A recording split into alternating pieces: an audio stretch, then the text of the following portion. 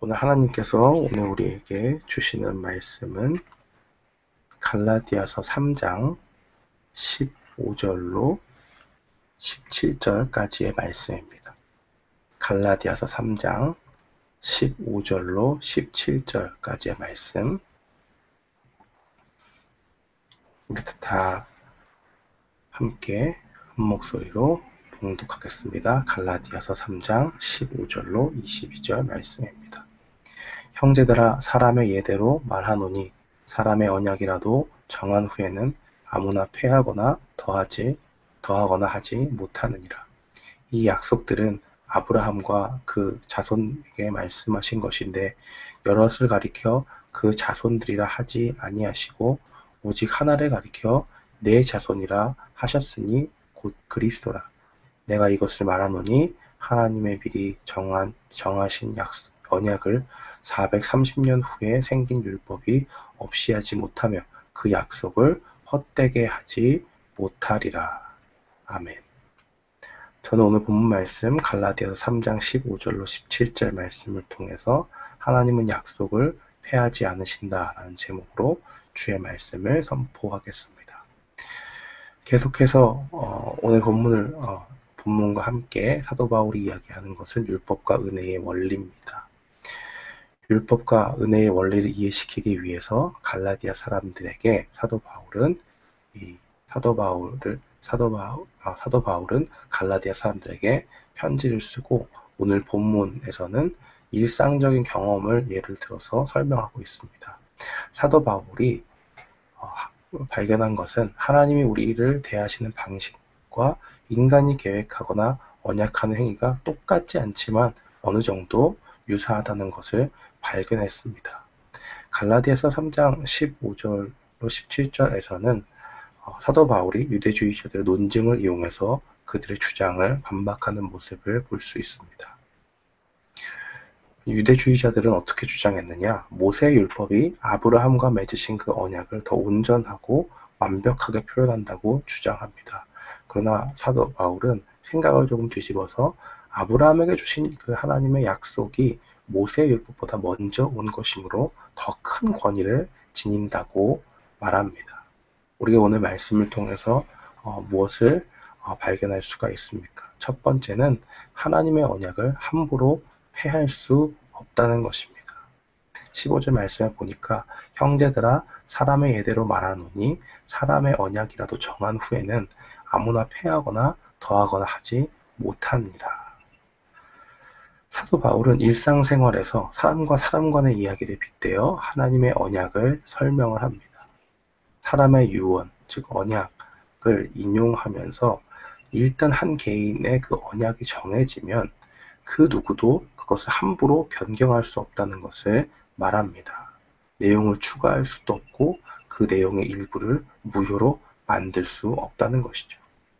인간의 계약이 그렇다면 하나님이 맺으신 그 언약은 더욱 그렇지 않겠느냐 하고 사도 바울은 우리에게 질문을 던져주고 있는 것입니다. 어떠한 변화가 있더라도 하나님의 언약은 항상 불변하는 것입니다. 왜냐하면 하나님은 그 언약을 신실하게 이행하시고 지키시는 분이기 때문에 그렇습니다.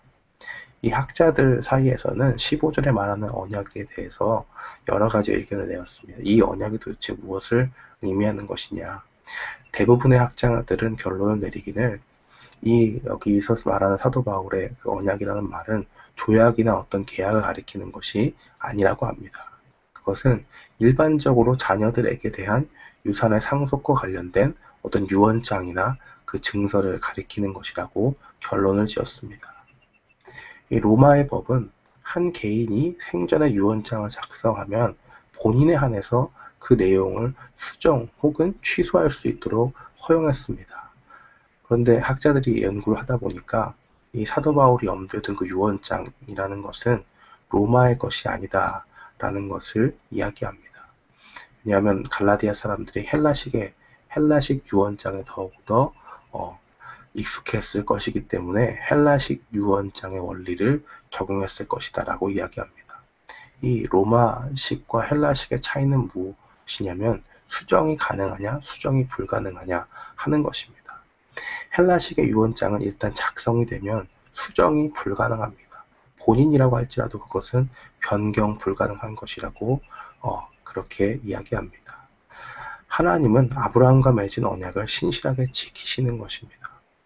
하나님은 한 번도 이에 대해 태도를 변경하신 적이 없다는 것을 사도 바울은 이 헬라식 유언장에 익숙한 이 갈라디아 사람들에게 이 유언장에 빗대어서 이야기합니다. 하나님이 마음 먹고 변경하시면 바꿀 수도 있겠지만 이 헬라식 유언장은 일단 작성되면 변경이 불가능한 것 같이 하나님께서도 우리에 대해서 이러한 태도로 일관하신다라고 이야기하는 것이죠. 하나님은 한 번도 이스라엘 백성을 버리신 적이 없고 믿음 안에 있는 우리 지체들을 향해서 그 태도를 변경하신 적이 없다는 것을 이야기합니다. 두 번째로 우리가 기억해야 할 것은 아브라함에게 하신 약속은 예수 그리스도 안에서 성취된다 하는 것입니다. 창세기 12장과 15장 또 17장과 22장을 통해서 하나님은 아브라함에게 언약을 주십니다. 약속하신 것이 무엇이냐? 새로운 땅에서 거하면서 위대한 민족을 이루고 큰 복을 받고 큰 이름을 갖게 되고 이 아브라함 한 사람을 통해서 온 족속이 복을 받게 될 것을 말씀하십니다. 또 후사에 대한 약속도 하시고 그 후손이 셀 수 없이 많아질 것을 말씀하십니다. 그리고 아브라함의 후손 중에서 왕들이 나오고 그 언약이 영원할 것임을 약속하셨고 그 후손이 하늘의 별처럼 또 바다의 모래처럼 많아지면서 그들을 통해 세상이 복을 받는다 하는 것을 약속하셨습니다. 분명히 이 약속들은 하나님께서 이스라엘 백성들에게 아브라함을 통해서 주신 약속입니다. 16절 말씀에 보니까 이 약속들은 아브라함과 그 자손에게 말씀하신 것인데 여럿을 가리켜 그 자손들이라 하지 아니하시고 오직 하나를 가리켜 내 자손이라 하셨으니 곧 그리스도라라고 증거합니다. 그러니까 이 아브라함을 통해서 약속을 하셨는데 그것이 이스라엘 전체를 가리키는 것이 아니라 특정한 한 명을 가리켜서 오직 하나를 가리켜서 단수로 내 자손 한 명을 가리켰으니 그것이 곧 그리스도라고 말하는 것입니다. 하나님은 분명히 이스라엘 백성들 가운데서 아브라함을 통해서 이 약속을 많은 자손들에게 증거로 주셨습니다. 그러나 여기서 주목해야 될 것은 그 자손들 모두에게 적용되는 것이 아니라 이 약속은 단 하나, 그 자손, 딱 한 명 단수에게만 적용된다는 것입니다.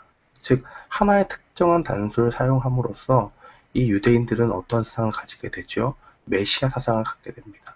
유대인들은 하나님의 약속을 통해서, 즉 한 사람, 메시아 한 분을 통해서 하나님의 약속이, 그의 구원이 성취될 것으로 본 것입니다.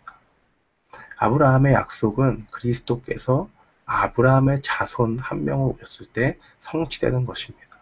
예수 그리스도만이 하나님의 언약을 메시아로서 성취할 수 있는 분이고 그 효력이 모든 시대에 영향을 준다는 것을 사도 바울은 이야기합니다. 율법과 대조해서 예수 그리스도를 통해서 오는 그 은혜가 우리에게 얼마나 큰가 하는 것을 보여주는 것이죠. 17절 말씀에 보면 내가 이것을 말하노니 하나님이 미리 정하신 언약을 430년 후에 생긴 율법이 없이 하지 못하며 그 약속을 헛되게 하지 못하리라 라고 그렇게 증거합니다. 이 말씀은 무엇이냐면 이 랍비들은 430년이라는 기간을 아브라함이 하나님의 약속을 받은 시기와 모세가 시내산에서 율법을 받은 그 사이의 기간을 가리키는 것으로 해석하고 그 문제를 해결하려고 했습니다. 이것은 출애굽기 12장 40절을 인용한 것이죠. 모세가 율법을 받고 그 이후에 이스라엘 노예 생활을 한 기간이 430년이었다고 출애굽기 12장 40절은 그렇게 말하고 있습니다. 이 구절의 핵심은 무엇이냐면 이 세월의 숫자, 정확한 430년 이런 숫자가 아니라 하나님께서 그 주신 언약이 율법보다 앞서서 온 것이다 한 것을 이야기하면서 하나님의 약속을 율법보다 강조하고 있다는 것입니다. 하나님은 그 모세 율법이 아닌 그들의 믿음의 기초에서 아브라함과 그 후손을 축복하기 원하신다는 것입니다. 하나님께서 미리 정하신 언약을 430년 후에 생긴 율법이 폐하지 못하고 그 약속을 그렇기 때문에 헛되게 할 수 없다는 것입니다. 하나님이 율법을 주신 것은 하나님이 그 언약을 이루어 가시는 그 과정 가운데 필수적으로 주시는 그 일부였다는 것을 볼 수 있습니다. 하나님은 애굽에서 자기 백성을 보호하셨고 그들의 출애굽을 인도하셨습니다. 그리고 모세를 통해서 하나님은 자신과 언약을 맺은 이들에 대한 자신의 합법적인 기대를 표현하는 문서화된 기준으로서 그 율법을 주셨다는 것입니다. 율법의 그 약속의 언약은 우리를 율법이 언약보다 우선하다고 말해주지 않습니다. 율법은 하나님께서 주신 그 언약을 대체하거나 개선하지 않았습니다.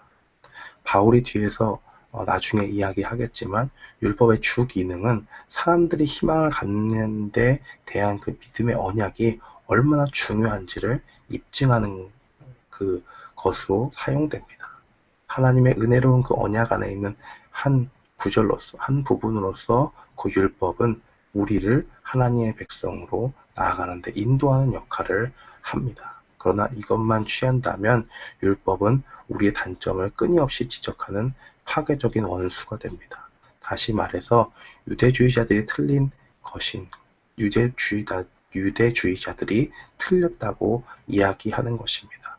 믿음으로 얻는 하나님 앞에 의롭게 되는 그 관계, 그것은 여전히 유효합니다. 그것은 그리스도 안에서 성취되었고 우리가 예수 그리스도를 믿음으로 고백할 때에 율법이 아니라 예수 그리스도를 통해서 주어지는 그 믿음으로 말미암아 그 은혜 가운데서 우리가 의롭게 된다는 것을 사도 바울은 증거하고 있습니다. 사랑하는 성도 여러분, 오늘 이 말씀 기억하면서 우리가 기억해야 될 것, 하나님께서 약속을 폐하지 아니하시고 그 약속은 율법이 아니라 온전히 예수 그리스도 안에서 성취된다는 것 기억하고 오늘 하루도 주 앞에 나아가는 저와 여러분 되기를 주님의 이름으로 축원합니다.